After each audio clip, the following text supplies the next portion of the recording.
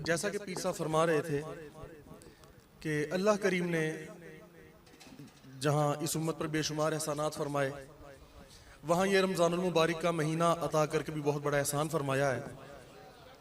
और इसका एक बहुत बड़ा मकसद अल्लाह करीम खुद ही कुरान पाक में इरशाद फरमाते हैं कि इसका मकसद ये है कि तुम मुत्तकी बन जाओ। अब मुत्तकी क्यों बन जाए?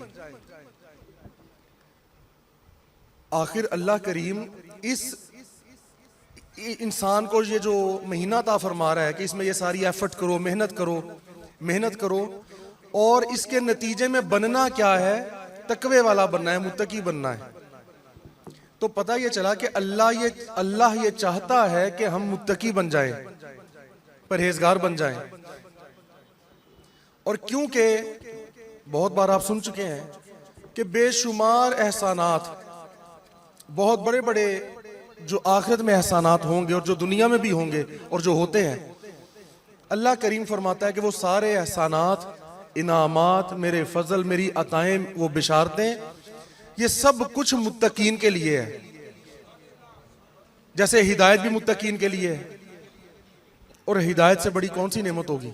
हिदायत हो तो सब कुछ होता है, हिदायत ना हो तो फिर इंसान जो मर्जी करता फिरे।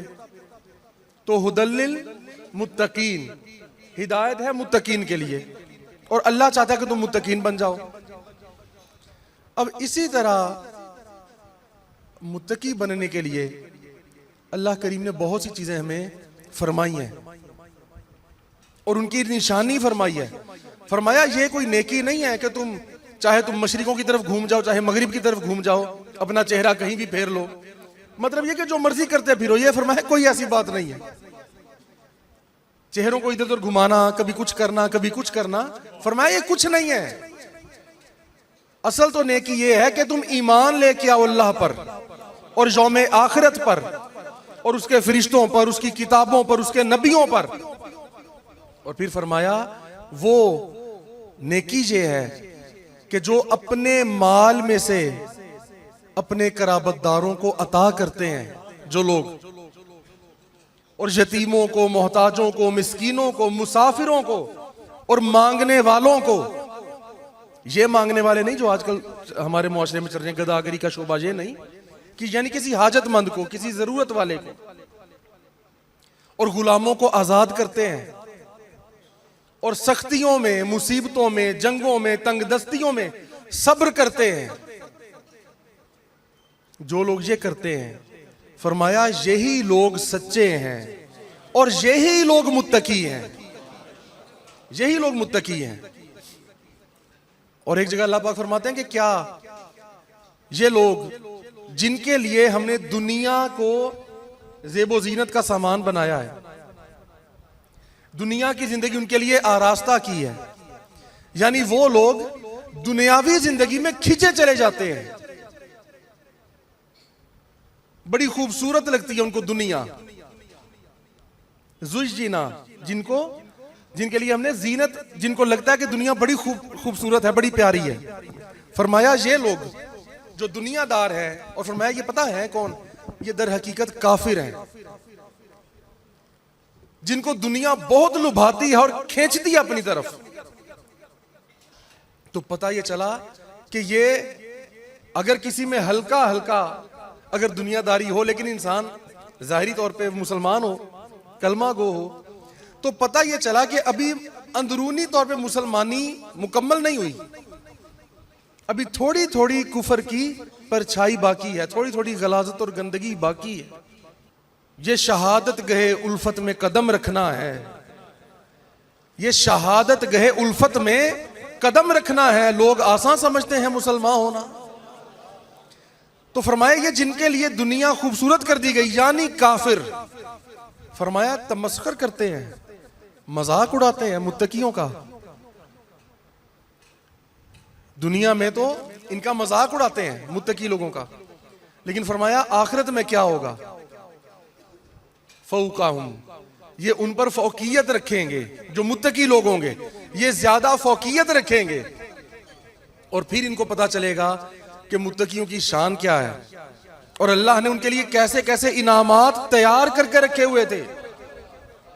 फिर वो पछताएंगे कि यार हम इनका मजाक उड़ाते थे, ये तो हमसे बहुत आला वरफा है, हम ऐसे इनको बुरा समझते थे, इनका मजाक उड़ाया करते थे। तो फरमाया जो आजिजी वाले हैं, जो हुस्ने इखलाक वाले हैं, जो तौबा करते हैं, जो रात के पिछले पहर तहज्जुद और फजर के वक्त रातों को उठ उठ कर तौबा करते हैं, मेरी बारगाह में रुजू करते हैं, ये लोग मुत्तकी हैं। और फरमाया ये याद रखना, इन्नल्लाह युहिब्बुल मुत्तकीन, अल्लाह करीम मुत्तकियों से मोहब्बत फरमाता है। अल्लाह ये चाहता है कि तुम ऐसे बनो। ये रमजान शरीफ हमें इसलिए अता किया गया, लअल्लकुम तत्तकून, ताकि तुम मुत्तकी बन जाओ। क्यों? युहिब्बुल मुत्तकीन, अल्लाह मोहब्बत करता है मुत्तकियों से। और मुत्तकियों की निशानियां भी बयान फरमा दी, और ये सब कुछ बयान फरमा दिया। पता ये चला कि ईमान का, नेकी का ताल्लुक जो है वो अमाल के साथ जरूर है। ऐसा नहीं हो सकता कि अमल कोई भी ना पल्ले हो, अमल कोई करे ना और दावे करें अरफा वाला बनने के। अल्लाह ने सारी निशानियां बयान फरमा दी कि वो सारी चीजों पर ईमान लाने के बाद ये काम करते हैं, माल भी खर्च करते हैं, खुद से कराबतदारों को, अपने पास बैठने वालों को, जिनको वो देखते हैं, खा वो रिश्तेदार हो खा वो रिश्तेदार ना हो, उनको नवाजते हैं, उनके लिए आसानियां पैदा करते हैं, और यतीमों, मस्कीनों, मोहताजों, साइलों, मुसाफिरों सबको अता करते हैं। तो मकसद क्या है बात का कि हमारे मुर्शिद ने हमें जो तालीम अता फरमाई, हमेशा जो हमें जज्बा इसार सिखाया, दूसरों की मदद करना सिखाया, अल्लाह ने यही सारी निशानियां मुत्तकीन के बयान फरमाई कि इन पर अमल करो, और जो ऐसा करता है वही मुत्तकी बनता है। और अल्लाह का ये प्यार है, अल्लाह का एहसान है, अल्लाह की मोहब्बत है, उस करीम की शफकत है, वो अपनी बात का इजहार कर देता है। ये भी बहुत बड़ा एहसान है। कोई बड़ी हस्ती अपनी किसी बात का इजहार ही कर देना कि यार मैं ये चाहता हूं, ये बहुत बड़ा उसका एहसान होता है, ये कोई आम बात नहीं होती। तो वो रब्बिल आलमीन, खालिके कायनात, वो फरमा रहा है कि ताकि तुम मुत्तकी बन जाओ, फरमा रहा है कि तुम मुत्तकीन में आ जाओ। और मुत्तकियों की जा बजा निशानियां भी बयान फरमा देता है, और अफजल व आला बनाना चाहता है। और तकवा क्या है, कई बार मैंने पहले भी इस पे अर्ज किया है। और तकवे की एक बहुत बड़ी निशानी क्या है, ये तो सारी निशानियां बुनियादी हैं, इसके बाद जो अल्लाह ने इसमें एक लफ्ज फरमाया, फरमाया अदब और आजिजी इख्तियार करने वाले, अदब और आजिजी इख्तियार करने वाले। तो आप देखें कि जिनको अल्लाह ने बड़ी बड़ी अजमतें अता फरमाई, रिफतें, शानें अता फरमाई, उनमें इतनी आजिजी है, वो एक दूसरे का इतना हया और अदब करते हैं कि दूसरा बंदा सोच नहीं सकता। सारा अदब और सारी जो आजिजी है, जो हुस्न अदब है, वो सारा अल्लाह वालों से मिलता है ना। अब देखिए हुजूर सैयदना बाबा फरीदुद्दीन गंज शक्कर रहमतुल्लाह अलैह, आप सरकार जब हुजूर सैयदना दाता गंज बख्श की बारगाह में हाजिर होते, पाकपतन से लाहौर हाजिर होते, तो पाकपतन से नंगे पांव तशरीफ लाते थे, नंगे पांव। और जिला कचहरी लाहौर में, उसके पास आके एक मकाम पे आप कुछ देर कयाम फरमाते थे और रूहानी राब्ता करते थे। जब इजाजत होती थी, जब दाता साहब से इजाजत होती थी, तो फिर वहां से घुटनों के बल चल के हुजूर दाता साहब की बारगाह में हाजिर होते थे। अंदाजा करे शानों का। और हुजूर ख्वाजा मोइनुद्दीन चिश्ती अजमेरी, हुजूर ख्वाजा गरीब नवाज, सरताजुल औलिया, नाइबे रसूल, आप रज़ी अल्लाह तआला अन्हु को भी जब आका अलैहि सलाम ने वो निवाजिशात जब उन पे हो गई और फरमाया कि आप हिंद में चले जाएं और वहां का सारा सिस्टम जो है, सारा कंट्रोल अब आपके पास है, तो हुजूर ख्वाजा मोइनुद्दीन चिश्ती अजमेरी जब, और सीधा पता फिर कहां है, आका अलैहि सलाम की तरफ से जब नवाजिशात हो गई तो फिर सीधे आए दाता साहब की बारगाह में,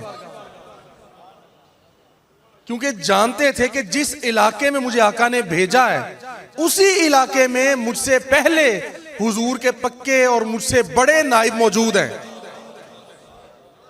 हुजूर दाता साहब की बारगाह में हाजिर हुए और 40 दिन वहां पर बैठे और रूहानी राबता किया और फ्यूज़ो बरकत हासिल किए। और उसके बाद वो शेर कहा, गंज बख्शे फैज़े आलम मज़हरे नूरे खुदा, ना कि सारा पीरे कामिल कामिलारा रहनुमा।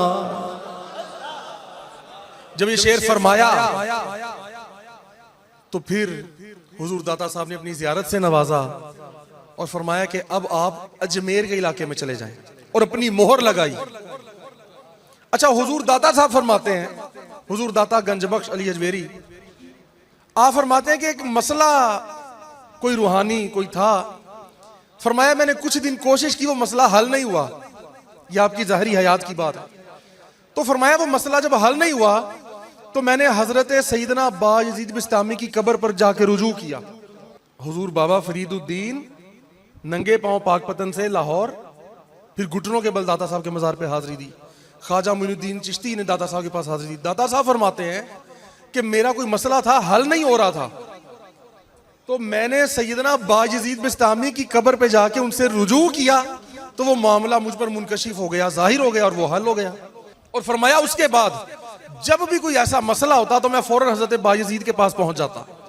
ये दादा साहब फरमाते हैं, ये वो लोग औलिया अल्लाह, अल्लाहु वलीयुल्लज़ीना आमनू, अल्लाह जिनका वली है, और वो लोग औलिया अल्लाह है। सब एक दूसरे को जानते हैं, सब एक दूसरे को मानते हैं, उनको पता होता है कि कौन क्या है, किस हस्ती की क्या शान है। आंख वाला तेरे जोबन का नजारा देखे, उसी को पता लगता है कि है क्या। और जिसको चाहे इनकी इनकी नवाजिशात से, इनकी सिफारिशों से, इनकी शफात से लाखों करोड़ों लोगों ने जन्नत में दाखिल हो जाना है इनकी वजह से। आका अलैहिस्सलाम फरमाते हैं, आका ने सहाबा को फरमाया, मेरे सहाबा, एक शख्स है करन में, एक इलाका है जिसे कहते हैं ना करनी, फरमाया एक शख्स है करन में, अल्लाह उसके वसीले से, उसके सदके से, उसकी सिफारिश और शफात से 2 कबाइल के नाम लिए हुजूर ने। फरमाया उन 2 कबीलों की भेड़ बकरियों के बालों जितने लोग, अल्लाह अकबर। आप ये बताएं, एक भेड़, एक दुम्बा हो, छतरा हो, बकरी बकरा हो, उसके जिस्म पर कितने बाल होते हैं एक जानवर के? अंदाजा करें, गिनना चाहे उसे गिने कितनी देर लगेगी गिनने में, शायद गिन ही ना पाए, मुश्किल हो जाए। एक दुम्बे, एक छतरे, एक भेड़ के जिस्म पर कितने बाल होते हैं? आका ने फरमाया कबीला गालिबन रबिया था या और कोई कबीला था, और एक और कबीला था, जी हाँ बनु कल्ब भी था शायद। 2 कबाइल के नाम लिए आका ने पुकारे और फरमाया उन 2 कबीलों की जितनी भेड़ बकरियां हैं और उन भेड़ बकरियों के जिस्मों पर जितने बाल हैं, उस एक शख्स की वजह से सारे लोग जन्नत में जाएंगे। अर्ज की हुजूर वो शख्स है कौन? फरमाया वो उवैस है, उवैस करनी। वो बिलाल हबशी हो या उवैस करनी हो, उन पे मरने वालों की हर अदा निराली है, उन पे मरने वालों की शान ही निराली है। फरमाया उस एक शख्स के वसीले से इतने लोग जाएंगे। और आजिज़ी का आलम देखें, हुजूर ने फरमाया उवैस जब जन्नत में जाएंगे ना, तो 70,000 फरिश्ते हजरत उवैसे करनी की शबीह इख्तियार करेंगे। वो अपने हुलिये और अपनी शबीह हजरत उवैसे करनी जैसी कर लेंगे, और 70,000 फरिश्तों के झुरमुट में वैसे करनी जन्नत में दाखिल होंगे। अर्ज की हुजूर इसकी वजह क्या है? इसकी वजह क्या है? फरमाया वजह यह है कि वो ये चाहते हैं कि रोजे कयामत भी मुझे कोई ना देखे, बस मैं अपने महबूब को देखूं और वो मुझे देखे, लोग ना मुझे देखें। चल बुलिया चल उथे चलिए, हाय हाय, ना कोई साड़ी जात पछाणे, ना कोई सानू मन्ने। कि मैं की नफी इतनी कर देते हैं कि मुझे क्यों देखें। वो सब कुछ तू है, हाय हाय, सब कुछ तू है ते सब विच तू है। वो तेनू सब तो पाक पछाना, तू भी तू है ते मैं भी तू है, तू भी तू है ते मैं भी तू है। इथे बुल्हा कौन नहीं माना, तू भी तू है ते मैं भी तू है। इथे बुल्हा कौन नहीं माना। फरमाया वो ये चाहते हैं कि मुझे कोई ना देखे, इसलिए अल्लाह ने उनकी दुआ कबूल फरमाई। लेकिन फरमाया हां, वो उनका दीदार करेंगे जिनको अल्लाह चाहेगा। वो उनको भी तो ज़ियारत करवानी है ना, किसी को तो दीदार हो। तो ये आजिजियों का आलम है, अपनी नफी का आलम है। नफी इस बात दा पानी मिले हर रगे हर जाई।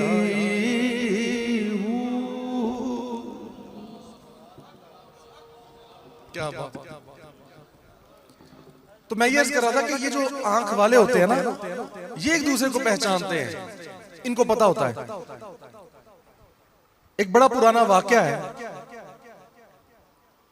यहां फैसलाबाद में गालिबन हजरत बाबा नूर शाह वली रहमतुल्लाह अलैह के दरबार के आसपास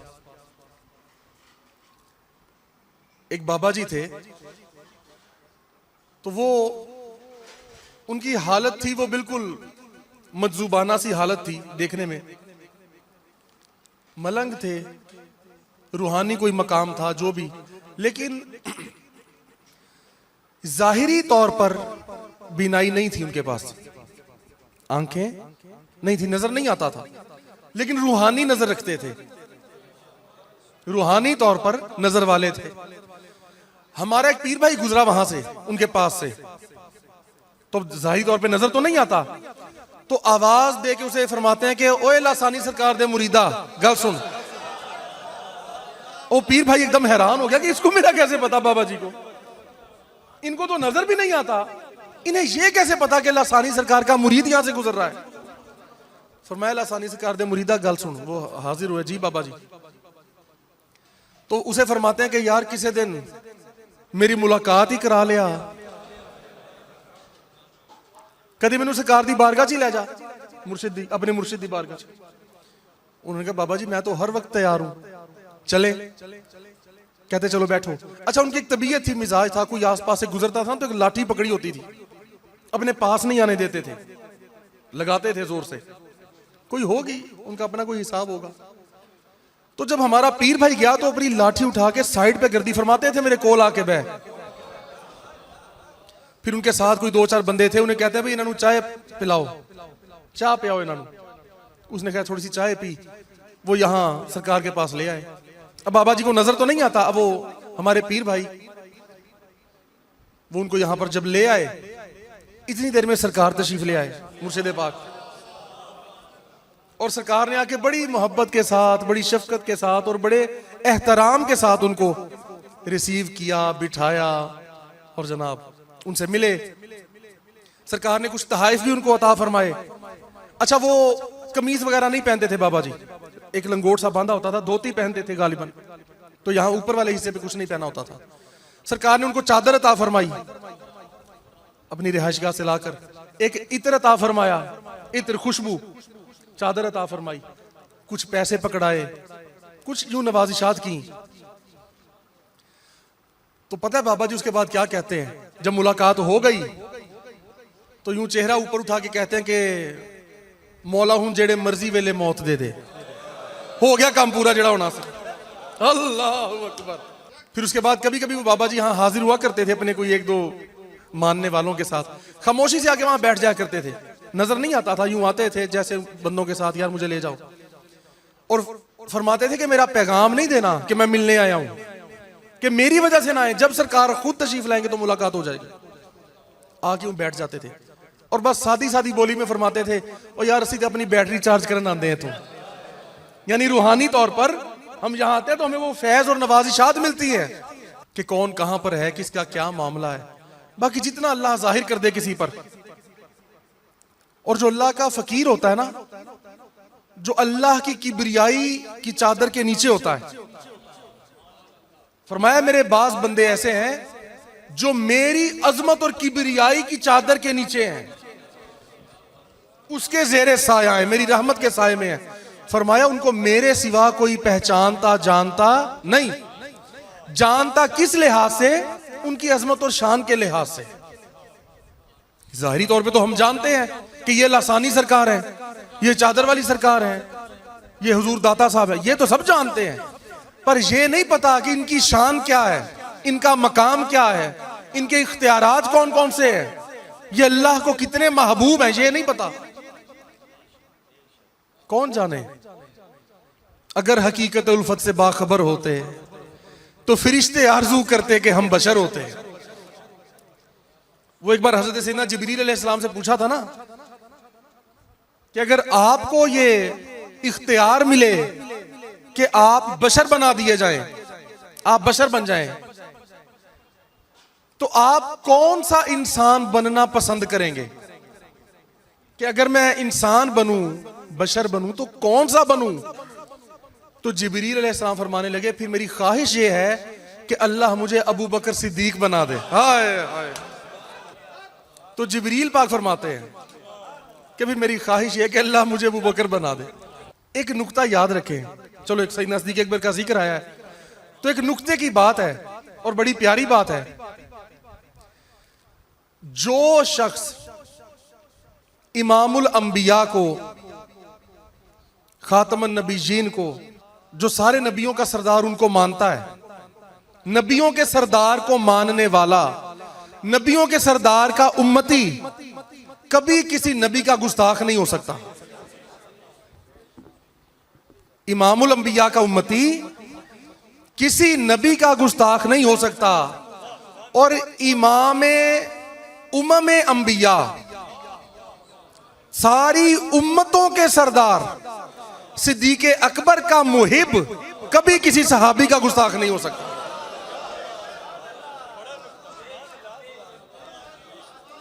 नबियों के सरदार को मानने वाला किसी नबी का बेअदब नहीं हो सकता। और नबियों के बाद जो सबसे अफजल हैं, सिद्दीक अकबर को मानने वाला कभी किसी सहाबी का गुस्ताख नहीं हो सकता। और ये इन हस्तियों को मानने की बरकत है।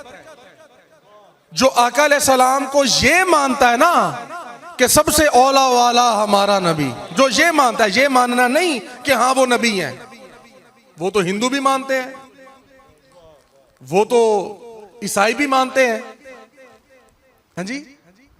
नबी को नबी मानना नहीं, बस जो ये मानता है कि सबसे औला वाला हमारा नबी, सबसे बाला वाला हमारा नबी, खल्क से औलिया, औलिया से रसूल, और रसूलों से आला हमारा नबी, जो ये मानता है, ये मानने वाला कभी किसी नबी का बेअदब नहीं हो सकता। और सिद्दीक अकबर को भी बस सिद्दीक नहीं मानना कि हाँ जी हम हजरत अबू बकर को सिद्दीक मानते हैं, नहीं।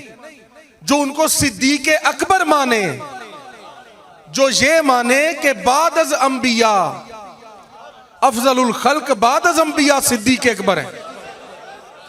नुक्ता समझे, मैं ये कर रहा हूं कि ये मानने की बरकत ये है, ये मानने की, आका को सारे कायनात सैयदुल अव्वलीन वल आखिरीन मानना, इसकी बरकत ये है कि किसी नबी का गुस्ताख नहीं होगा, बेअदब नहीं होगा बंदा। अल्लाह उसको सबकी बेअदबी से बचा लेगा। और हजरत अबू बकर को बादज अंबिया सबसे अफजल व आला मानने की बरकत से अल्लाह ताला उस बंदे को हर सहाबी की बेअदबी से बचा लेगा। कोई माने ना माने ये हकीकत अपनी जा पर है, कि अफजल बशर बादज अंबिया सिद्दीक अकबर, खुदा का आईना बेशक मोहम्मद मुस्तफा ठहरे, मोहम्मद मुस्तफा का आईना। वाह। कोई मुझसे अगर पूछे कि क्या सिद्दीक अकबर है, कहूंगा अक्स ज़ाते मुस्तफा सिद्दीक। शुजात उनकी लासानी, सदाकत इनकी लासानी, अली अपनी जगह अपनी जगह। शबे हिजरत कोई बिस्तर पे और कोई रफाकत में आया, अली अपनी जगह सिद्दीक अकबर। करम हम पे है लासानी, अताए मुनफरिद सबसे, हमारे सिलसिले के सरबराह, हमारे सिलसिले के सरबराह सिद्दीक अकबर। तो ये याद रखिए कि अल्लाह ने हम पे बड़ा एहसान फरमाया है। अच्छा, और ये हमेशा याद रखें कि जो महफिल है ना, ये बड़ी अजमतों वाली महफिल होती है, ये बड़ी करम और अता वाली महफिल होती है। इसको हल्का ना समझा करें, हल्का ना समझें। फरमाया जो हक वाले लोग हैं और अल्लाह का जिक्र करने वाले लोग हैं, जिनको अल्लाह जिनका जिक्र करना कबूल फरमा लेता है, ये बड़ी प्यारी और खूबसूरत बात है, हर बंदा इस पे तवज्जो करे। फरमाया कि वो लोग वो होंगे जो मुख्तलिफ खानदानों से होंगे, मुख्तलिफ खानदानों से, मुख्तलिफ इलाकों से होंगे और एक जगह इकट्ठे हुआ करेंगे अल्लाह के जिक्र की वजह से। अब जो कहते हैं कि घर में भी तो जिक्र हो सकता है, महफिल में जाना कोई जरूरी है? हम घर में सब कुछ कर लेते हैं। और भाई आका फरमा रहे हैं कि इकट्ठे होकर अल्लाह का जिक्र करो। और फरमाया कि मुख्तलिफ खानदानों और इलाकों के लोग होंगे जो इकट्ठे हुआ करेंगे और अल्लाह का जिक्र किया करेंगे। और यह भी बड़ी प्यारी बात है कि तुम अल्लाह का जिक्र यूं करो कि लोग तुम्हें दीवाना कहें। दीवाना, लोग कहें तो दीवाने हैं, पागल हैं। और दरवेश फरमाते हैं कि कई बार मकाम मिलता ही तब है जब लोग तुम्हें पागल और दीवाना कहने लग जाएं। और एक और हदीस पाक में पता क्या फरमाया? आका फरमाते हैं कि तुम्हें रियाकार कहेंगे, दिखावा करने वाला कहेंगे लोग। फरमाया जान लो वो कौन लोग हैं जो ये कहेंगे। हुजूर वो कौन से लोग हैं? फरमाया वो सिर्फ मुनाफिक लोग हैं जो ये कहेंगे। हर बंदा नहीं कहेगा, सिर्फ जो मुनाफिक होगा ना वो कहेगा कि यार ये क्या, ये ड्रामेबाजी है, क्या ये दिखावे करते हैं। जो ये कहेगा वो मुनाफिक होगा। तो यार हमें इतनी आला बात भी मिली जो हमारे मुर्शिद अक्सर फरमाया करते थे कि आका ने फरमाया कि जन्नत के बागात में जाओ तो कुछ खा पी लिया करो। हुजूर जन्नत के बागात कौन से हैं? फरमाया वो महाफिल है, जिक्र की महफिल, जहां अल्लाह वाले होते हैं और अल्लाह का जिक्र होता है और अल्लाह वालों का जिक्र होता है। तो फिर ये आस्ताना, हाँ जी, ऐसी जगह मिली हमें और ऐसे मुर्शिद मिले, हर एक तेरा बहसान कीते पर होया साथे एहसान वखरा, के लासानी सरकार दे रूप अंदर रब ने बख्शिया सानू इनाम वखरा। सखी होर भी होणगे रब जाने पर साडी सरकार दा शान वखरा।